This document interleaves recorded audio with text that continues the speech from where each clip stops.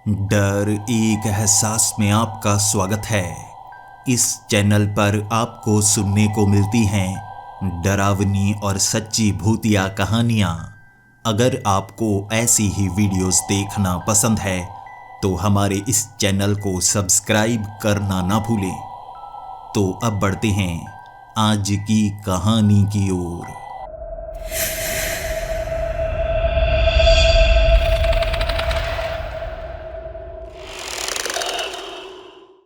Hello दोस्तों, मेरा नाम मार्नस है और मैं जर्मनी का रहने वाला हूँ। लेकिन इस समय मैं कहाँ पर मौजूद हूँ आपको बता नहीं सकता। उसके पीछे एक बहुत बड़ा कारण है।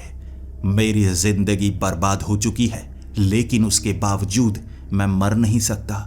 मरना भी मेरे जैसे हाथ में नहीं है। बहुत मजबूर छिपता छिपाता अपनी जिंदगी को जीने की कोशिश कर रहा हूं, लेकिन उसे खत्म करने का फैसला खुद नहीं कर पा रहा। इसके पीछे की जो बैक स्टोरी है बहुत ज़्यादा भयानक है और शायद आपको एक सबक भी मिले। आपके सामने जो नज़र आता है हर बार वो सच नहीं होता। उस समय मैं जर्मनी के बर्लिन शहर में रहा करता था और एक सॉफ्टवेयर कंपनी में काम किया करता था। हर रोज़ की मेरी रूटीन हो गई थी। सुबह घर से निकलना, ऑफिस में मन लगाकर काम करना और जैसे ही ऑफिस से छुट्टी हुई मैं अपनी गर्लफ्रेंड से मिलने के लिए निकल जाया करता था और हम लगभग 2-3 घंटे सड़कों पर घूमा करते थे। जब भी मैं गाड़ी लेकर उसे पिक करता, उसे जैसे शहर से बाहर निकलना पसंद था। ऐसे रास्ते जहां ज़्यादा भीड़ ना हो, हम दोनों एक दूसरे की आंखों में आंखें डालकर बातें कर पाए, वो ये चाहा करती थी और मैं उसे हर रोज़ घुमाने के लिए लेकर जाया करता था।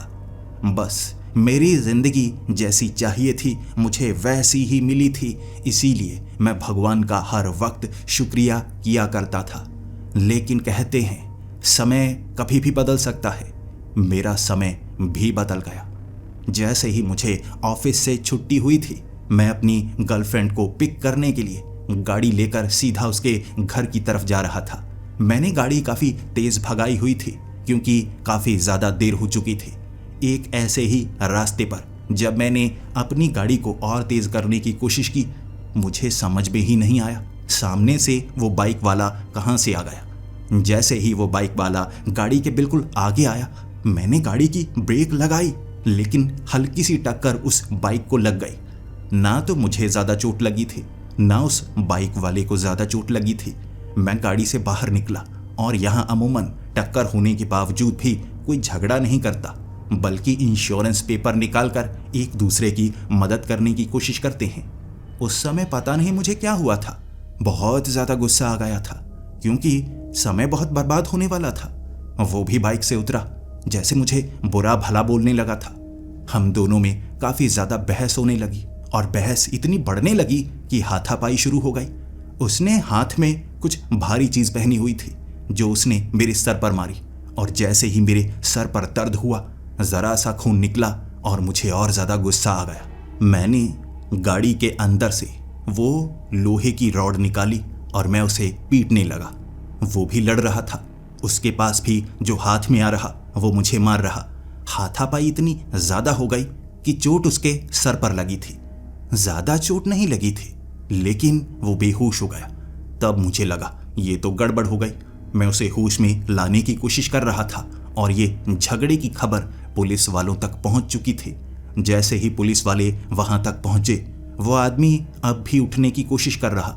बेहोश तो हो चुका था, लेकिन जिंदा था। चोट ज़्यादा गहरी भी नहीं होगी। उसे अस्पताल ले जाया गया और मुझे पुलिस स्टेशन ले जाया गया और कुछ समय बाद मुझे खबर मिली कि उस आदमी की मौत हो चुकी है। वो मारा गया था, जिसके बाद मुझे जेल भेजा जाना था। मैं कह रहा इसमें मेरी गलती नहीं है, वो हालात ही ऐसे बन गए थे। लेकिन ये गलती से हुई मौत नहीं थी। उन्होंने माना ये सोची समझी कत्ल की कोशिश थी। मुझे 5 साल की कैद हुई थी और मेरी जिंदगी पूरी तरह से बदल गई। मेरी गर्लफ्रेंड को जब इस बात का पता चला, वो तो मुझसे मिलना तक नहीं चाहती थी और मैं हमेशा डिमांड किया करता था कि मैं अपनी गर्लफ्रेंड से मिलना चाहता हूँ। मैं अनाथ था, मेरे माँ बाप नहीं थे, एक गर्लफ्रेंड थी जिससे मैं बहुत ज़्यादा प्यार किया करता था, वो भी मुझे छोड़कर जा चुकी थी। अब 5 साल मुझे जेल में बिताने थे और मुझे नहीं पता था जेल में मेरे हालात कैसे होंगे। जो बातें मैंने सुन रखी थी कि कोई साधारण इंसान अगर जेल में चला जाए ना, उसके बाद उसकी ज़िंदगी बदल जाती है और वो भी एक क्रिमिनल बन जाता है। मैं खुद को कैसे बचा कर रखूँगा इसके बारे में सोचा करता था, लेकिन 5-10 दिन मैं उस जेल में बिता पाया और समझ गया जितना बुरा मैं जेल को माना करता था, जेल उतनी बुरी नहीं है। बस जो कैद में रहना पड़ता था, आपको हर चीज़ अनुशासन के अनुसार ही करनी पड़ती थी, वो थोड़ी सी अजीब लगा करती थी। सुबह 6 बजे उठना, काम करना, सफाई करनी, और वहाँ पर कुछ ऐसी छोटी छोटी फैक्ट्री जेल के अंदर लगाई गई थी जहाँ पर मुजरिम काम किया करते और उनकी चीज़ों को बाहर बेचा जाता। इससे जेल प्रशासन की कमाई हुआ करती थी और उस कमाई से वो कैदियों के लिए भी भला किया करते थे। यहाँ पर झगड़ा बिल्कुल नहीं हुआ करता था, सब एक लाइन में बैठकर खाना खाया करते थे। बस ये रूटीन 10 दिन तक मैंने फॉलो की थी। उसके बाद धीरे धीरे वो कैदी अपना रंग दिखाने लगे थे। चाहे आप जितना भी अनुशासन में कैदियों को रखने की कोशिश करो, लेकिन वो ग्रुप बनाना शुरू कर देते हैं, एक दूसरे पर हावी होना शुरू हो जाते हैं। कई क्रिमिनल ऐसे थे जो कई कत्ल करके जेल में सिर्फ इसलिए आए थे ताकि जेल के अंदर भी किसी को मार पाएं। पुलिस वालों को इन चीज़ों का पता था, लेकिन जेल के जो नियम बनाए जाते हैं ना, उन्हें कोई नहीं तोड़ सकता। उन कैदियों को काल कोठरी में रखा जाता है, लेकिन हमेशा के लिए काल कोठरी में रखा नहीं जा सकता। जब उन्हें बाहर अलग सेल में भेजा जाता है तो वहाँ वो ताला खोलकर दूसरे के सेल में जाकर उन्हें कभी भी मौत के घाट उतार सकते हैं। और मैंने जब 11वें दिन एक आदमी का कत्ल देखा था, मेरे होश उड़ गए। मैं पूरा दिन उल्टियां करता रहा था, क्योंकि जब उस सेल के आगे सभी सुबह के वक्त आगे निकल रहे थे ताकि सबकी प्रेजेंस देखी जा सके, कोई गायब तो नहीं, इस बात का पता लगाया जाना था। अटेंडेंस लगने वाली थी, लेकिन वो आदमी जिसका गला काटा गया था, जिसकी छाती पर वार किए गए थे, वो चीज़ सबसे पहले मैंने देखी थी और मेरी टांगें कांपने लगी थी। मैं तो घबरा गया, बेहोश हो गया। उसके बाद मुझे पता चला जेल बहुत ज़्यादा खतरनाक साबित हो सकती है। उसके बाद मैंने सोचा मैं किसी से दोस्ती भी नहीं करूँगा, किसी से दुश्मनी भी नहीं करूँगा, मैं बिल्कुल अलग थलग ही रहूँगा। मैंने सबसे अलग रहना शुरू कर दिया। हर कोई एक दूसरे के साथ खाना खाना पसंद करता था ताकि एक दूसरे की सुरक्षा की जा सके। मैं बस बिल्कुल अकेला रहा करता था। अब जेल में मुझे कुछ लोग तंग भी करने लगे थे। इस तरह मैंने लगभग 2 महीने गुजारे थे और 2 महीनों में वहाँ कुछ ज़्यादा बुरा नहीं हुआ।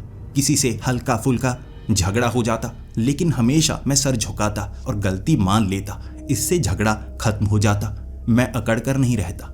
लेकिन 2 महीनों बाद कुछ हुआ जिसके बारे में मुझे पता नहीं चल पाया।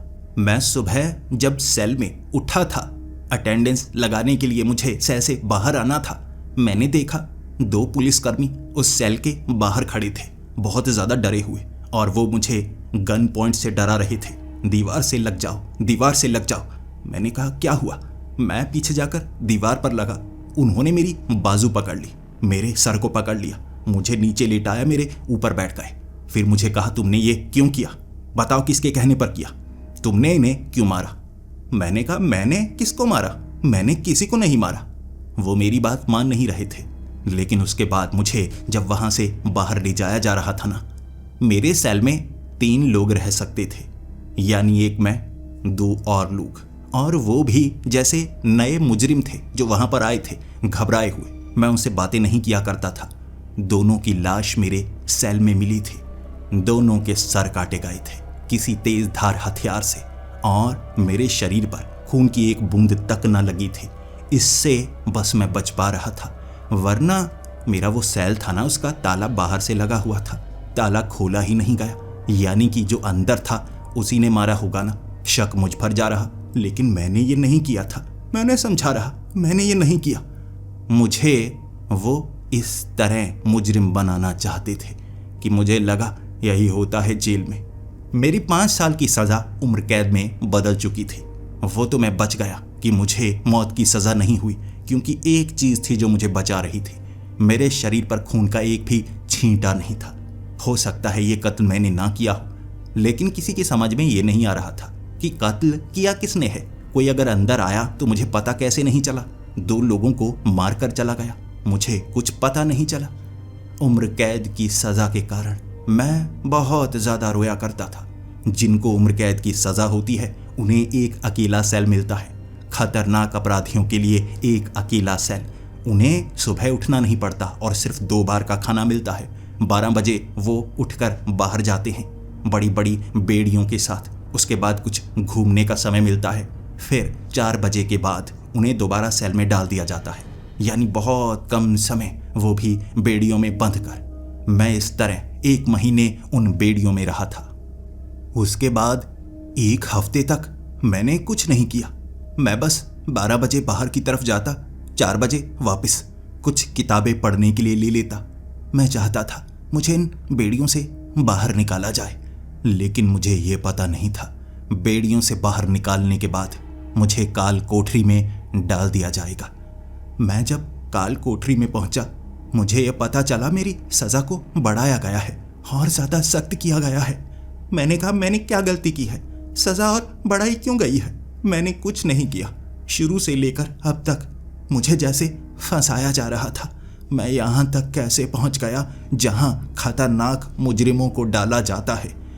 1 हफ्ते मुझे काल कोठरी में डाला गया। सिर्फ 1 बार खाना दिया जाता, बहुत कम पानी दिया जाता। मैं बाहर नहीं निकल सकता था। बैठने के लिए भी छोटी सी जगह थी। 1 हफ्ते में मैं अकड़ गया था, पागल होने की कगार पर था। उसके बाद मुझे बाहर निकाला गया। मुझसे पूछा गया, तुम बेड़ियों में रहकर काबू में तो रहोगे ना? मैंने कहा, मैं कुछ नहीं करूँगा, मुझे आज़ादी चाहिए। मैं और बुरी सज़ा नहीं भुगतना चाहता। मुझे बेड़ियों से तो निकाला गया, लेकिन अब मुझे कहा गया कि तुम सेल से बाहर नहीं निकल सकते। तुम खतरनाक श्रेणी में हो। अब तुम्हारे द्वारा की गई गलती हो सकता है तुम्हें फांसी तक ले जाए। बहुत ज़्यादा रोने लगा था मैं। उसके बाद एक पुलिस वाले से मैंने पूछा था, मुझे यहाँ तक क्यों डाला गया? मैंने इतना बुरा क्या कर दिया है? यहाँ कई तो ऐसे हैं जिन्होंने कई कत्ल किए हैं। मैंने जो कत्ल भी किया था वो गलती से हुआ होगा। मैंने इतनी जोर से कुछ किया ही नहीं था। कोई गलती हुई किसी और से। तब उसने मुझे कहा, गलती कैसे हो सकती है? तुम्हें पता भी है पिछले 1 हफ्ते से क्या क्या यहाँ पर हो चुका है? मैंने उसको कहा, मुझे नहीं पता, मैं तो काल कोठरी में था ना। उसने कहा, तुम्हें पता है काल कोठरी में तुम्हें क्यों डाला गया है? तुम सब जानते हो, भोला बनने की कोशिश मत करो। मैंने कहा, भोला नहीं बन रहा, मुझे बताइए। वो पुलिस वाले को भी पूरा पता नहीं था, वो भी यहाँ नया तैनात था। उसने कहा, तुम किसी का कत्ल करके यहाँ पर आए हुए हो ना? उसके बाद तुमने 2 लोगों का कत्ल अपने उस सेल में किया, फिर तुम्हें बेड़ियों में डाला गया और तुमने बेड़ियों से छूटकर लोगों को मारने की कोशिश की। 10 ऐसे लोग जिन्हें तुमने बहुत ज़्यादा जख्मी किया, माना जा रहा है वो मारे जाएंगे और उन्हें यहाँ जेल से बाहर भेजा गया है, किसी खास अस्पताल में। मैंने कहा, ये तो मैंने किया ही नहीं, मैंने ये नहीं किया है। लेकिन वो पुलिस वाला मुझे बता रहा था, तुमने ये किया है। अब तुम अपने सेल से बाहर नहीं निकल सकते। तुम्हें जो मिलेगा सेल के अंदर ही मिलेगा, और यहाँ पर भी अगर तुम सही बनकर रहते हो तभी ये चीज़ें मिलेंगी, वरना तुम्हारी मौत काफ़ी ज़्यादा नज़दीक आ चुकी है। मैं बहुत ज़्यादा रोया करता था, ये कैसे हो गया? और उस पुलिस वाले ने बार बार मुझसे बातें की कुछ दिनों तक। फिर वो कहने लगा, तुम बातें करने में तो अच्छे हो, या तुम सच में अच्छे हो, तुम्हें फंसाया गया है, या तुम बहुत ज़्यादा खतरनाक हो, भोला बनने का नाटक करते हो। मैंने हाथ जोड़कर उससे कहा था, मुझे फंसाया जा रहा है। अब मुझे लग रहा है सब कुछ अपने आप कैसे हो रहा है, सब कुछ शुरू से मुझे फंसाया जा रहा है। वो मुझ पर भरोसा नहीं कर पा रहा था, लेकिन उसने मुझसे कहा था, मैं तुम्हारे लिए छोटा सा काम कर सकता हूँ, लेकिन तुम मेरा भरोसा तो नहीं तोड़ोगे ना? मैंने कहा, नहीं, मैं तुम्हारा भरोसा नहीं तोड़ूंगा। उसने कहा, लाइब्रेरी का वो वाला हिस्सा जो पीछे उन सलाखों में बना हुआ है, मैं वहाँ तक जाने की अनुमति तुम्हें दिला सकता हूँ, लेकिन अगर तुम स्वभाव अच्छा रखो, किसी पर हमला ना करो, कहीं ऐसा ना हो तुम्हें बताई गई बात का तुम पालन ना करो, फिर तुम फंसोगे, मैं भी फंसूंगा, क्योंकि रिकमेंडेशन मेरी तरफ से होगी। मैंने उसका धन्यवाद किया था। कम से कम उस सेल से बाहर निकलना मेरे लिए पॉसिबल हो रहा था। और ज़्यादातर पुलिस वाले मुझसे डरते थे क्योंकि वहाँ सभी लगभग नए आए हुए थे। कहा जा रहा था कि नए लोगों की तैनाती की गई है और जो पुराने थे, जिन्होंने गलत इल्ज़ाम मुझ पर लगाया होगा, वो तो उन कैदियों के साथ मिले हुए होंगे ना। और मैंने किस पर हमला किया? कई कैदियों को वो बेड़ियों में बंधकर मैंने हमला करके मारने की कोशिश की। ये तो पूरा का पूरा झूठ है ना। मेरा कमज़ोर सा तो शरीर हो चुका था। तब उस पुलिस वाले ने कहा, कई बार षड्यंत्र चलते हैं ऐसी जेलों में। मैंने कहानियां सुनी है। हो सकता है जिन्हें बाहर भेजा गया है उन पर कोई हमला हुआ ही नहीं। वो ऐसे कैदी थे जो सरकार द्वारा सुरक्षित रखे जाते हैं, यानी सरकारें, बड़े लोग उनका इस्तेमाल करती हैं लोगों को मरवाने के लिए। वो जेल में आते हैं, यहाँ से गायब कर दिए जाते हैं। तुम पर इल्ज़ाम लगा है, शायद उन्हें बाहर निकाला गया है और वो पुलिस वाले भी उनसे मिले हुए थे, तो उन्होंने भी खुद पर हमला दिखाया, यहाँ से बदली करवा ली कहीं और कोई खास जगह पर। मुझे ये लगता है ये, लेकिन ये कॉन्स्पिरेसी थ्योरी है, सच है या नहीं मुझे नहीं पता, और तुम पर भी पूरा भरोसा नहीं कर सकता। वो मुझसे ऐसे बातें कर रहा और उसकी बातों से मैं समझ पा रहा था षड्यंत्र में मुझे फंसाया जा रहा है। और हो सकता है जो आदमी बाहर मारा गया था वो भी किसी और के षड्यंत्र के कारण मुझ पर इल्ज़ाम डालकर मुझे यहाँ लाने के लिए ही रचा गया हो। मैं निराश रहा करता था। वो लाइब्रेरी के पीछे वाले हिस्से में किताबें पढ़ा करता और वहाँ मेरे पास सलाखों की दूसरी तरफ से खतरनाक कैदी आया करते जो कहा करते, तूने सच में वो किया? वो पुलिस वालों को मारा तूने? वाह, बड़ा अच्छा किया। तूने बेड़ियों में बंधकर उन्हें पीट डाला, मरने पर मजबूर कर दिया। और वो कैदी, वो बुरे लोग, तूने उन्हें भी मारा। हमें सुनने को मिला है वो यहाँ नहीं है। मैं अब क्या करता? मैं उन्हें कहने लगा मैंने किसी को नहीं मारा। मैं रोने लगता और वो मजाक बनाते, तू या तो बहुत ज़्यादा चालाक है, इस तरह से रोकर हमें बेवकूफ़ बना रहा है, या तू बेवकूफ़ है, तुझे फंसाया गया है। वो मुझ पर हंसा करते, वो मुझे ताने मारा करते। सलाखों की दूसरी तरफ भी मैं बहुत ज़्यादा दुखी रहता। लेकिन तभी एक आदमी को मैंने देखा। तभी मैंने एक लड़के को देखा जिसकी उम्र 30 साल थी। सलाखों की दूसरी तरफ ज़्यादातर वो किताबें ही पढ़ा करता था और नीचे बैठकर एक कोने में उसे बहुत सारे ऐसे कैदी थे जो मजाक का हिस्सा बनाया करते, उसे ताने मारा करते, उसे मुक्का मारने की कोशिश करते, लेकिन वो एक तरफ बैठा ही रहता जैसे उसके लिए ये आम बात थी। वो बिल्कुल मेरी तरह था, किसी से बात करना शायद पसंद नहीं करता था। और एक दिन मैंने दूर से आवाज़ लगाकर उससे कहा था, तुम किनारे पर क्यों बैठे रहते हो? तुम्हें यहाँ नहीं बैठना चाहिए। वो मजाक बनाते हैं। वो दूसरी तरफ पुलिस वाले हैं ना, उनके करीब बैठो। पुलिस वाले तुम्हें देखते रहेंगे तो कोई तुम्हारा मजाक नहीं बनाएगा, कोई तुम्हें मारने की कोशिश नहीं करेगा। इनसे दूर रहना, वरना हो सकता है ये तुम पर हमला भी करें। जवाब मत देना, ये गैंग्स बनाकर इकट्ठे काम करते हैं, लड़ नहीं पाओगे तुम। उस लड़के ने मेरा शुक्रिया किया और उसके बाद वो पुलिस वालों के पास जाकर बैठ गया और इसका उसे फायदा भी हुआ। अब कोई उसे परेशान नहीं कर रहा था। बड़े आराम से वो उन किताबों को पढ़ पा रहा था। कुछ समय उसने वहीं पर बिताया। उसके बाद वो मेरी तरफ आया। सलाखों के पास आकर मुझे उसने धन्यवाद किया, मुस्कुराया और मैं भी मुस्कुराया। जेल में आपको मुस्कुराहट देखने को नहीं मिलती। यहाँ पर लगभग 99% लोग मुजरिम होते हैं जो कत्ल करके या कोई बड़ा जुर्म करके आए होते हैं। ऐसे लोगों के चेहरे पर मुस्कुराहट देखना आपको काफ़ी अलग सा लगेगा, लेकिन वो देखने में थोड़ा मासूम लग रहा। मुझे अंदर से पता नहीं था, हो सकता है इसने सैकड़ों कत्ल किए हों, इसने लड़कियों को मारा हो, उनका रेप किया हो, या बड़े जुर्म किए हों, या हो सकता है छोटे जुर्म किए हों, हो सकता है ये मासूम हो। लेकिन 2-3 दिनों तक वो ऐसा ही करता रहा। पुलिस वालों के पास जाकर बैठ जाता, उनसे बातें करने लगता। लेकिन इससे कई जो मुजरिम थे वो भड़क रहे थे। वो उस पर थोड़ा गुस्सा दिखाने लगे थे, आंखें दिखाने लगे थे। और मैंने उस लड़के को इशारा करके कहा, इधर आओ, ज़रा सी बात करनी है। वो मेरे पास आया, उसने मुझसे बात करनी शुरू कर दी। मैंने उसको कहा, देखो वहाँ जाओ ज़रूर, पुलिस वालों से बात मत करो। ऐसा मानो कि तुम पुलिस वालों के पास बैठे हो और तुम्हें पता तक नहीं है। वो जगह सुरक्षित है, लेकिन पुलिस वालों से दोस्ती करने का मतलब है इन मुजरिमों से दुश्मनी करना। इसीलिए उनसे बातें मत करो, सुरक्षित रहोगे। वरना इन सब के दुश्मन बनकर ज्यादा समय यहां बिता नहीं पाओगे। उसने शुक्रिया किया, एक कोने पर बैठा और किताबें पढ़ने लगा। पुलिस वाले सवाल करते वो जवाब नहीं देता, अकड़ कर बात करता, और इससे फर्क पड़ा। बाकी मुजरिम उसकी तरफ देखकर थोड़ा खुश हो रहे कि ठीक है, ये उनकी तरह ही है। उस लड़के ने फिर से मेरा शुक्रिया किया था। 4-5 दिनों तक मैं छोटी छोटी उसकी मदद करता रहा, और एक दिन वो मेरे पास भी आया और उसके बाद वो मुझसे बात करना चाहता था। मैंने कहा, बताओ तुम्हें किस चीज़ की ज़रूरत है? उसने कहा, आप काफ़ी अच्छे लगते हैं, यहाँ अच्छे लोगों की बहुत कमी है, बुरे लोग भरे पड़े हैं, नकारात्मक ऊर्जा यहाँ भरी पड़ी है, सकारात्मक आपसे ही महसूस होती है। मैंने कहा, मैं मुजरिम नहीं हूँ, अब कैसे बताऊँ, मुझे बस बुरी तरह से फंसाया गया है जिससे मैं बाहर नहीं निकल सकता। उसने कहा, हाँ वो तो लगता ही है।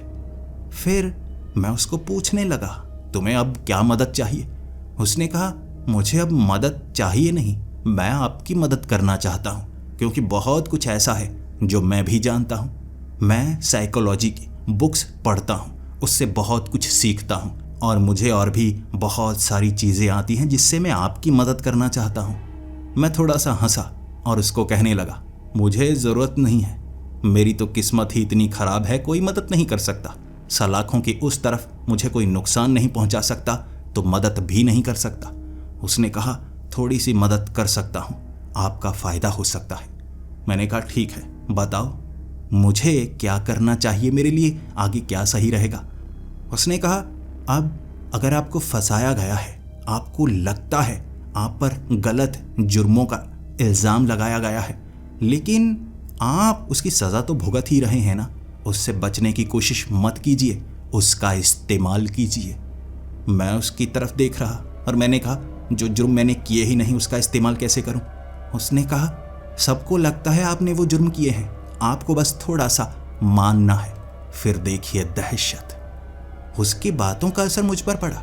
अब कई जो मुजरिम थे मेरे पास आकर बैठते, मुझे घूरने लगते। मैं सलाखों के इस तरफ था, उसके बाद उन सलाखों से मैंने वो गैंगस्टर को घूरा था। कहा जाता है कि उसने कई कत्ल किए हैं। वो जब किसी की आंखों की तरफ घूरता है ना, बड़े गुस्से से घूरता है और बदला लेने की कोशिश करता है, लेकिन मैं तो इतना बुरा फंसा था, इससे ज़्यादा बुरा क्या होता। मैं उसकी आंखों की तरफ घूरने लगा गुस्से में, वो भी घूरता गया, और अंत में उसने कहा, तू डरता नहीं?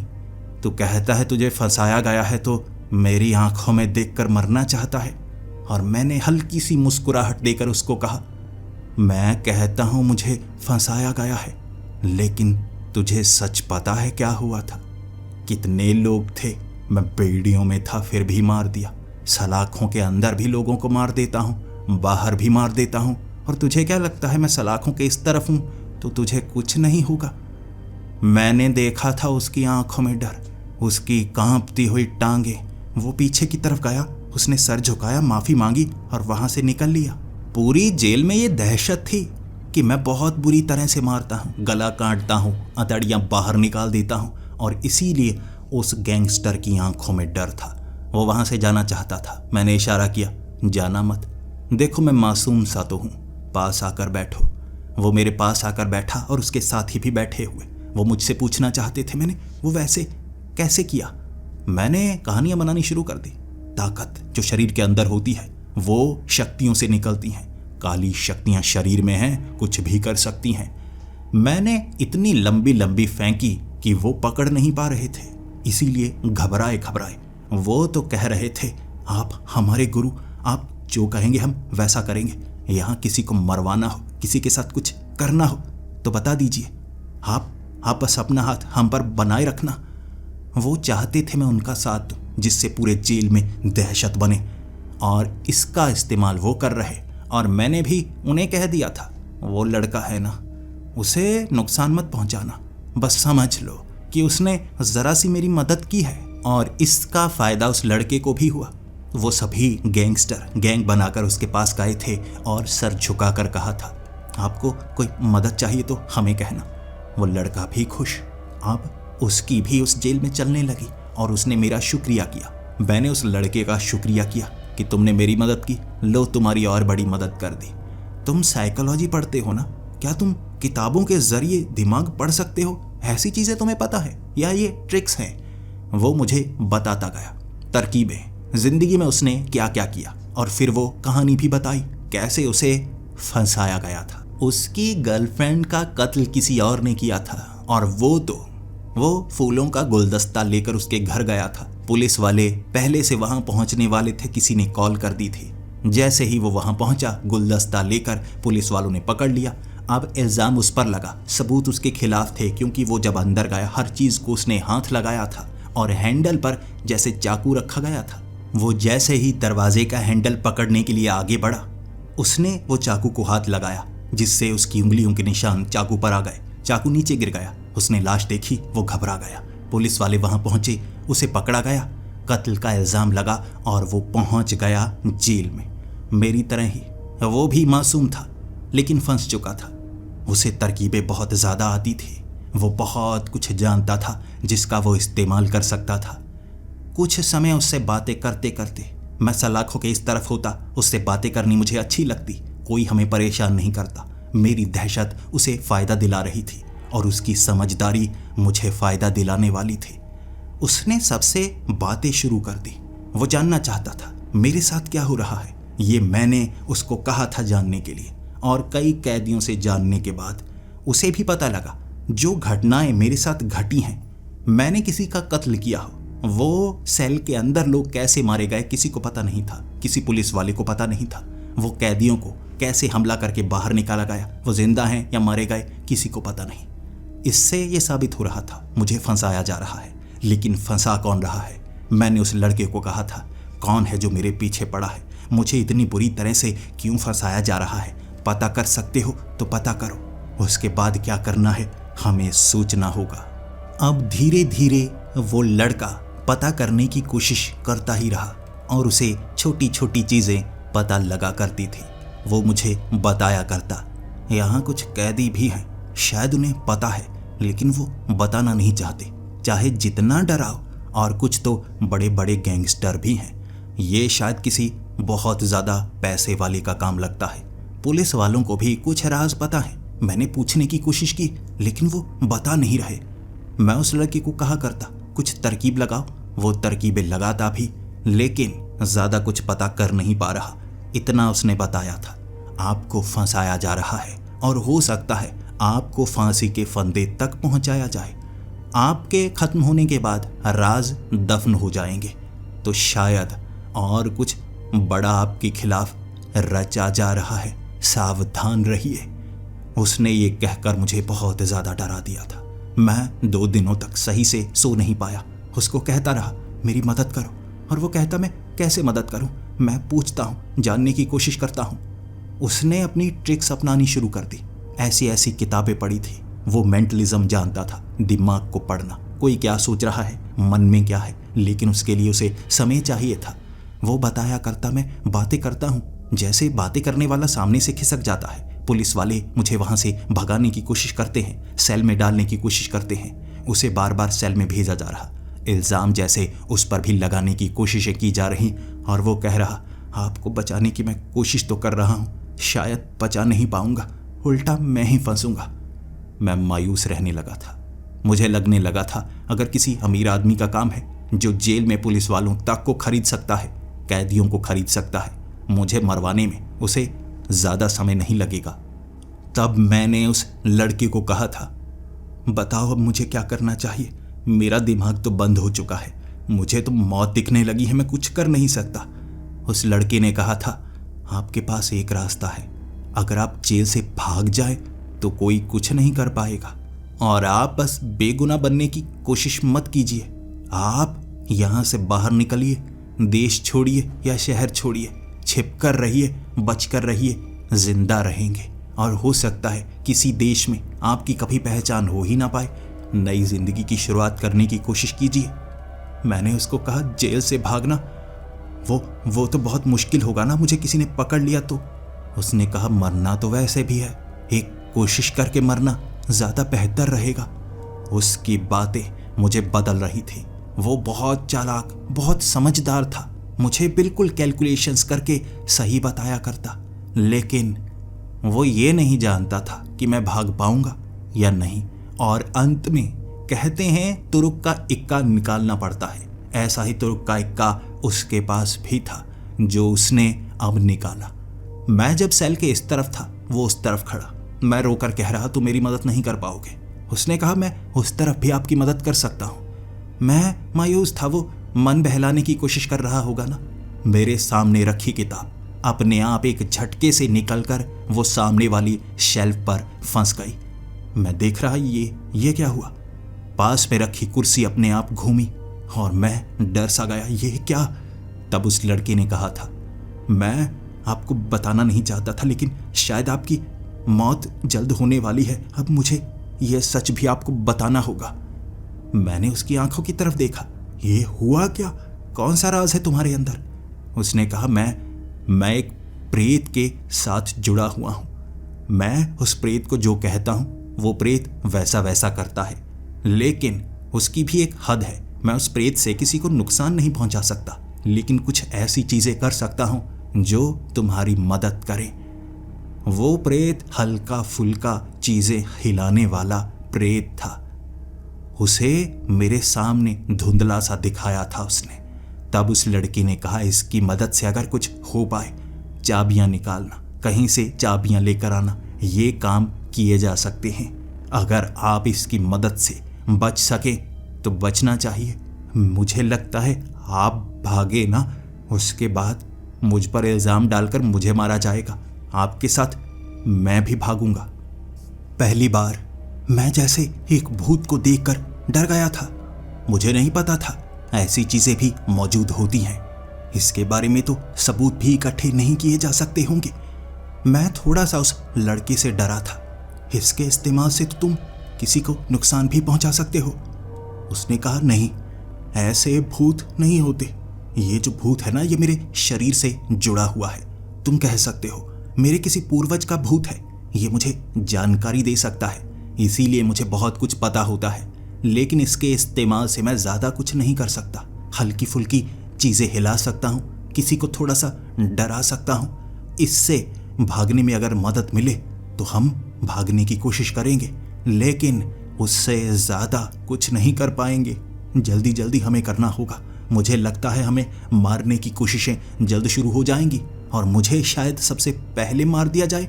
मैं तो आसान शिकार हूं ना, तुम तो सलाखों की उस तरफ। तुम्हें मारने के लिए बड़ी तरकीबें चाहिए होंगी। मैं तो किसी भी मुजरिम के हाथों मारा जा सकता हूँ। मुझे डर लग रहा है। मैं आपसे बातें करता हूँ ना, शायद इससे सबको शक होने लगे। अब मैं समझने लगा था वो लड़का क्या क्या कर सकता है, और उसने उस भूत का इस्तेमाल करना शुरू कर दिया। वो भूत अलग अलग जगह पर जा सकता था, किसी और को नजर नहीं आता, मुझे और उस लड़की को नजर आता। और वो क्या क्या कर पा रहा था हम देख रहे।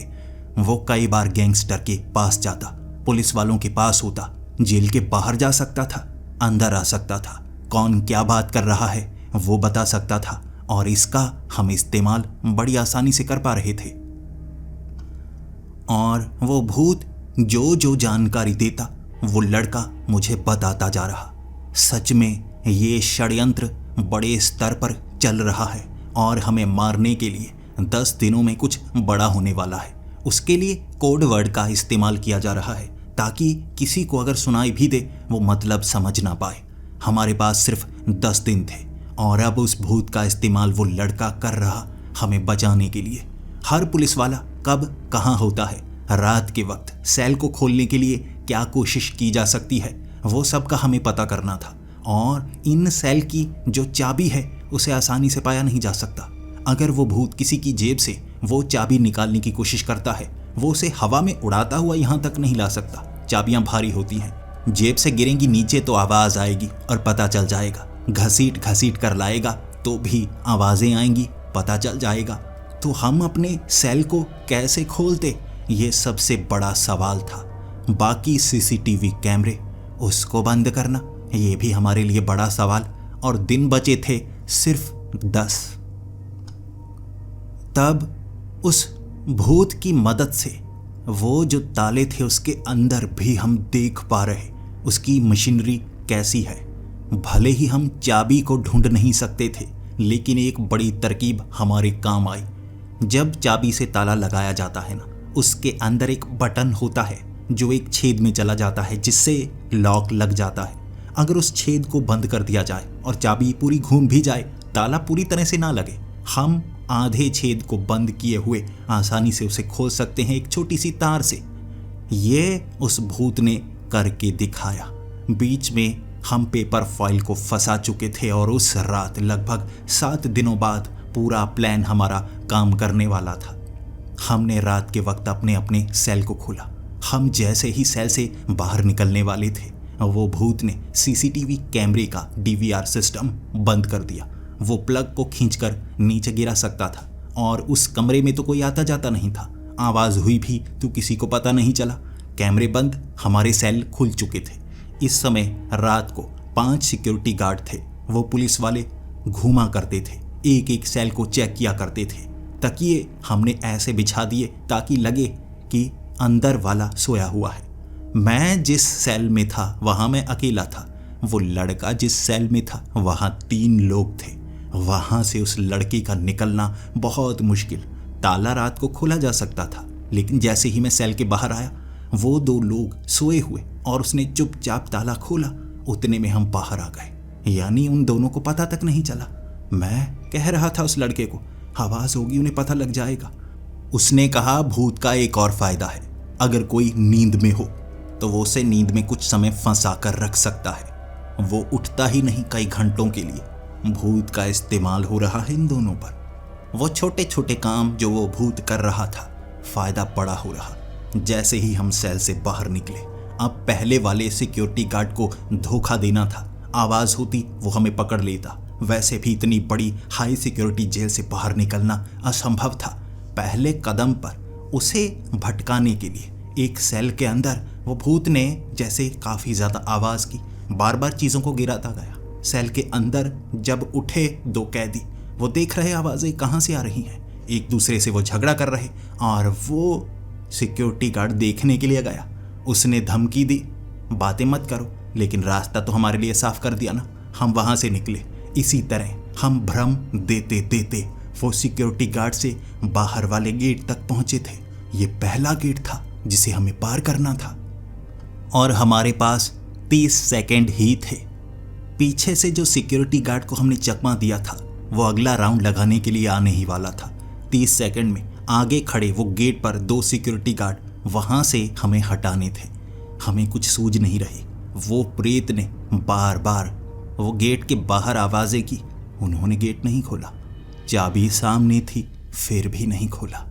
तब हमें लगा हम फंसने वाले हैं और उस लड़के ने कहा था हमें इन्हें बेहोश करना होगा, जल्दी से हमें बेहोश करना होगा। बिल्कुल हमारे सामने तो है, एक झटके से गले को पकड़ेंगे, बेहोश कर देंगे। उस समय कुछ सूझ नहीं रहा था। वैसे भी मुझे कैदी बनाया गया था, मुजरिम बनाया गया था। ये छोटा सा जुर्म तो किया जा सकता था ना। उसने मुझे बार बार कहा समय कम है, समय कम है। और मैंने भी एक सिक्योरिटी गार्ड को पकड़ा, उसने भी एक को पकड़ा। हमने गला घोंटा और सांस घुटने के कारण वो बेहोश नहीं हुए, शायद मारे गए थे। हमने उन्हें छोड़ा, ताला खोला गेट के दूसरी तरफ। राउंड लगाने वाला वो सिक्योरिटी गार्ड जब तक आता तब तक हम गेट के दूसरी तरफ थे और वहां से एक बड़ी सी वो जालीदार दीवार जिसे फांदा नहीं जा सकता, उस पर 440 वोल्ट का करंट दौड़ा करता था। वहां से आगे निकलना हमारे लिए मुश्किल था और बाहर भी कई पुलिस वाले थे जो जेल के बाहर राउंड लगाया करते ताकि कोई अंदर ना आता। अब उन्हें क्या पता था, कोई बाहर से अंदर नहीं बल्कि अंदर से बाहर जाने की कोशिश कर रहा है। वहां कुछ समझ ही नहीं आ रहा, वो जालीदार दीवार को कैसे पार किया जाए। तब उस लड़के ने कहा इसके पास एक शक्ति है जो मैंने तुम्हें बताई नहीं। अगर ये तुम्हारे शरीर में आ गया, ये तुम्हें दुगनी ताकत दे सकता है। ये 15 फुट की दीवार तुम छलांग लगाकर पार कर सकते हो। उसकी ये बात सुनकर मैं घबरा सा गया। क्या ये ऐसा कर सकता है? तो पहले इस्तेमाल क्यों नहीं किया? उसने कहा तुम गलत समझ सकते थे, जल्दी करो। मैं मना कैसे करता? यहां पकड़ा जाता तो वो फांसी के फंदे तक मुझे आसानी से पहुंचा देते, दोबारा भाग नहीं सकता था। वो भूत मेरे शरीर में आया, फांद कर उस दीवार को पार किया था। वो भी उस दीवार को फांद कर इस तरफ आ गया। हम 2 लोग जेल से बाहर थे, लेकिन 2 पुलिस वाले जो सामने हमें देख चुके। रास्ता नहीं बचा था हमारे पास। उन्होंने हमें पकड़ने की कोशिश की, गन पॉइंट पर गोली चलाने की कोशिश की। उनकी उंगली ट्रिगर नहीं दबा पा रही, उनकी जबान शब्द नहीं बोल पा रही। वो भूत ने दोनों को पकड़ रखा और वो बंदूक उनके हाथ से नीचे गिरी और इतने में वो अपने आप मुझे बहका रहा। मुझसे काबू नहीं हुआ। एक बंदूक मैंने पकड़ी, दूसरी उसने, लेकिन गोलियां सिर्फ मेरी बंदूक से निकली। दोनों के सर पर निशाना बिल्कुल सही लगाया था मैंने, जबकि जिंदगी में कभी बंदूक नहीं चलाई थी मैंने। 2 लाशें थी और वो जेल के अंदर सायरन बजने शुरू हो गए। गोलियों की आवाज पुलिस वालों को चौकन्ना कर देती है और हम भागने लगे। जेल से बाहर थे, भाग रहे। मुझे लगा था अब पकड़े जाएंगे। कत्ल जो मैंने किए हैं, इससे पहले मैंने कत्ल नहीं किए थे, अब मैं कत्ल भी कर चुका। और उस लड़के ने कहा, दिमाग पर काबू रखो, तुम पर गलत इल्जाम लगाए गए जो साबित हो गए। ये असली जुर्म किया है, ये साबित नहीं हो पाएगा, जल्दी भागो यहां से। मैं उसके पीछे पीछे, क्योंकि मुझे पता नहीं था कहां भागना है, कैसे बचना है, ये वो जानता था। जब हम वहां से काफी दूर निकल रहे थे, कोई रास्ता नहीं था। भागते भागते ज्यादा दूर तक नहीं जा सकते थे। हमें कोई गाड़ी चुरानी थी और गाड़ी चुराने के लिए हमने एक पार्किंग गैराज में एक छोटी सी लड़की के साथ उसकी मां को धक्का देकर गिराकर चाबी छीनने की कोशिश की। वो चाबी नहीं दे रही थी, रो रही थी। गाड़ी पुरानी थी, वो शायद गरीब थी इसीलिए गाड़ी नहीं दे रही। झगड़ा कर रहे और उसके बाद मुझे नहीं पता वो गुस्सा कैसे आया, लेकिन मैंने वो छोटी बच्ची को ऐसा धक्का दिया, वो गाड़ी से टकराई थी, सर से खून निकल रहा। वो औरत का गला दबाकर मैंने चाबी छीनी थी। वो तो बेहोश हो गई। वो गाड़ी लेकर ऐसे निकले थे और मैं उस लड़के को कह रहा, ये क्या हो रहा है? मैंने इस औरत को मार तो नहीं दिया? वो कह रहा, नहीं, बचने के लिए जो किया जाए वो सही होता है। हमें बचना है, हमें फंसाया जा रहा है, हमें बचना है। सब मिले होंगे, जब सब मिले होंगे तब ऐसी हरकतें हमें करनी होंगी। छुटमुट गलतियां तो हो जाती है ना, आटे के साथ घुन भी पिसता तो है। वो गाड़ी लेकर हम दूर निकले, तब किसी और से गाड़ी छीनी थी, वहां पर भी हमला करके हम शहर से काफी दूर निकल आए। उसके बाद देश छोड़ने की बारी थी, लेकिन सरहद तक पहुंचना इतना आसान नहीं होता। गाड़ियों की चेकिंग कई जगह पर की जा रही, तब हमें गाड़ियां छोड़नी पड़ी थी। कई ऐसे इलाके जो जंगली थे, उनके बीच से चलकर जाना पड़ रहा, जो मिले वो खाना पड़ रहा। लेकिन उस जंगल में जब एक जानवर को मैंने मार गिराया था, तब मुझे लगा था ये कैसे हो सकता है। वो भूत मेरे शरीर में आया था, उसने कहा इसकी मदद से हम बच पाएंगे, लेकिन मैंने उस जानवर को सिर्फ उंगलियों से फाड़ कर मार डाला। मैं इतना ताकतवर कैसे हो गया? और उस लड़के ने कहा था कुछ राज हैं जो मैं बता नहीं रहा, ये भूत शक्तिशाली बहुत ज्यादा है। तब उस जानवर को आग में भून कर खाया था हमने। तब मुझे लग रहा था ये कुछ गलत तो नहीं हो रहा, जो बातें बताई गई थी वो झूठी तो नहीं निकल रही। ये भूत इतना शक्तिशाली है, मुझे पहले क्यों नहीं बताया गया? और तब मेरे ज़मीर ने मुझे कहा था मैं दोबारा जेल जाऊंगा, मैं यहाँ नहीं रहूंगा, मैंने लोगों को मारा है, मैं सच में मुजरिम हूं और मुजरिम का बाहर रहना सही नहीं होता। वो लड़का कह रहा तुम दिमाग पर काबू रखो, और मैंने उससे झगड़ा किया था, नहीं मैं तुम्हारे साथ नहीं रहूंगा, ये भूत मुझसे कुछ भी करवा सकता है। मैं तो जैसे हैवान बन जाऊंगा ना, मैं हैवान बन जाऊंगा अगर इसके साथ रहा। मैं पहले हैवान नहीं था। और तब वो लड़का जब समझाने में असफल हो गया, तब उसने कहा तुम पहले से हैवान बन चुके हो, तुम्हें नहीं पता, तुम हैवान बन चुके हो। मुझे उसने जो जो बताना शुरू किया, वो जानकारी उसे कैसे मिली मुझे नहीं पता। जब मैं गाड़ी से निकला था, सबसे पहले वो बाइक वाले को उठाकर मैंने उसका हालचाल पूछने की कोशिश की थी। बहसबाजी हुई थी तो वहां मैंने उसे पीट पीट कर मारा था, ये वो लड़का कह रहा। और मैंने कहा ऐसा वहां कुछ नहीं हुआ, जरा सी हाथापाई हुई थी। उसने कहा मैं वहीं पर था, तुम्हें नहीं पता हाथापाई में तुम्हें कितना गुस्सा आया था।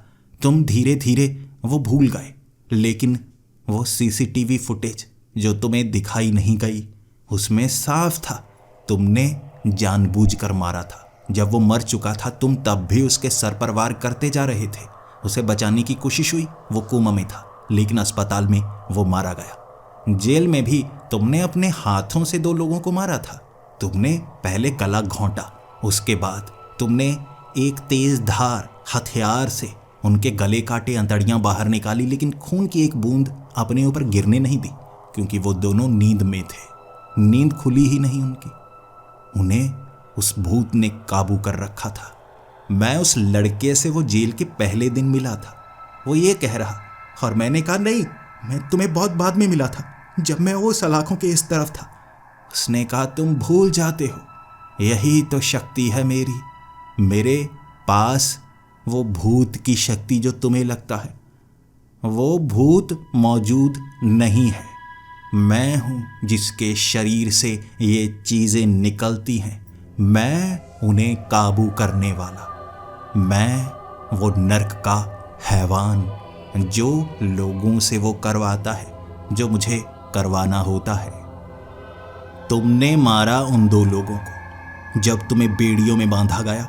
पता है तुमने कितने पुलिस वालों को अपनी उंगलियों से मौत के घाट उतार दिया था। वो लोहे की बड़ी बड़ी चेन टेढ़ी कर दी थी। तुमने कई मुजरिमों को मारा, पुलिस वालों को मारा, लेकिन फिर तुम भूल गए। तुम्हें भुलाना ही था ना। तुम्हें लगना चाहिए था तुम मासूम हो, लेकिन तुम वो करते हो जैसा मैं करने को कहता हूं, और तुम आगे भी वो करोगे जैसा मैं तुम्हें करने को कहूंगा। तुम्हारे शरीर में कोई भूत नहीं आता, ये तुम्हारे शरीर का हिस्सा ही है। वो तुम्हारी आत्मा जो तुम्हें नजर आती है भूत की तरह, वो हैवान बन चुकी है। बस तुम्हारा मानना बाकी है। ये सारी घटनाएं भी तुम भूल जाओगे। तुम्हें याद रहेगा तुम मासूम हो, तुम्हें फंसाया जा रहा है, और तुम वैसा वैसा करते रहोगे जैसा जैसा तुमसे करवाया जाएगा। मेरे बारे में कोई नहीं पूछेगा। मैं किसी भी रूप में ढल सकता हूं, किसी का भी आकार बना सकता हूं। मैं पकड़ा जाता हूं लेकिन गायब हो जाता हूं। मेरी तलाश अलग अलग नामों से अलग अलग समय पर होती रही, लेकिन वो किस्से कहानियां बस एक मौका बनकर गायब हो जाते हैं। मैं आता हूं खास काम करवाने के लिए, और मैं तुम सबके बीच ही रहता हूं। मैं हैरान और परेशान था। मुझे समझ में नहीं आ रहा ये सच है या नहीं, मैं उस पर भरोसा करूं या नहीं।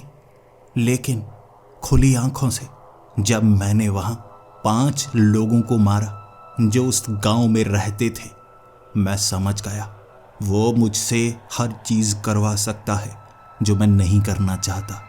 एक छोटी लड़की 5 साल की, मैंने उसका सर धड़ से अलग किया था। चीख रही थी वो, लेकिन मैं खुद को रोक नहीं पा रहा। मुझे ये अच्छा लग रहा था। मैं महसूस कर पा रहा था अपने अंदर के वो हैवान को जो मैं बन गया था। मैं अब समय समय पर भूल जाता हूं मैंने क्या किया है। वो बातें जो उसके द्वारा करवाई होती हैं मुझे याद नहीं रहती। मुझे बीच बीच में मैंने क्या किया कुछ याद नहीं होता। कुछ दिनों की बातें मैं भूला होता हूं और सर खुजाता हूं, सोचता हूं मैं कहां पर हूं, क्या हुआ, और मुझे बस यही याद रहता है। क्या क्या बता रहा था मैं? कहानी अपनी। मैं जेल से भागा क्योंकि मुझे फंसाया जा रहा था। मुझे कुछ अमीर लोग फंसाना चाहते हैं। बड़ी मुश्किल से जेल से भागा था मैं। अकेला था मैं, कोई नहीं था मेरे साथ। मैं जैसा मौका मिलता वैसा करता। जेल से भागा मैं, बचने के लिए छिप छिप कर आया मैं। किसी को नुकसान नहीं पहुंचाया मैंने, कभी किसी को नहीं मारा। गाड़ी भी छीन कर भागा मैं जंगलों के रास्ते। मैं जर्मनी से बाहर निकलना चाहता हूं, बस कोई मुझे पकड़ ना ले, मुझे फंसाएगा। मैं बुरा नहीं हूं, लेकिन मेरे हालात बहुत बुरे हो गए हैं। मैं क्या करूं? दुनिया अच्छे इंसानों के खिलाफ ही रहती है। बस अब मेरी मदद एक लड़का करने लगा है जो मुझे एक गांव में मिला। वहां पर जैसे लाशें बिछी हुई थी, किसी ने मारा था और वो लड़का कह रहा था वो यहीं पर रहता था, छिपकर बचा है। उसे कुछ तरकीबें आती हैं छिपने की, वो बहुत जानकारी रखे हुए। उसने कहा मैं तुम्हारा साथ दूंगा जर्मनी से बाहर निकलने में, और उसका मानना है उसके पास एक भूत है। मैं भूतों पर यकीन नहीं करता, लेकिन वो जैसा कहता है वैसा सबसे सही होता है। उसके साथ रहकर शायद मैं बच जाऊं वो चालाक लोगों से जो मुझे फंसाकर जेल में मारने की कोशिश करने वाले हैं। आपको लगता है मैं मासूम हूं? क्या आप मेरी मदद करना चाहेंगे? मैं आपके पास आने की कोशिश करूंगा।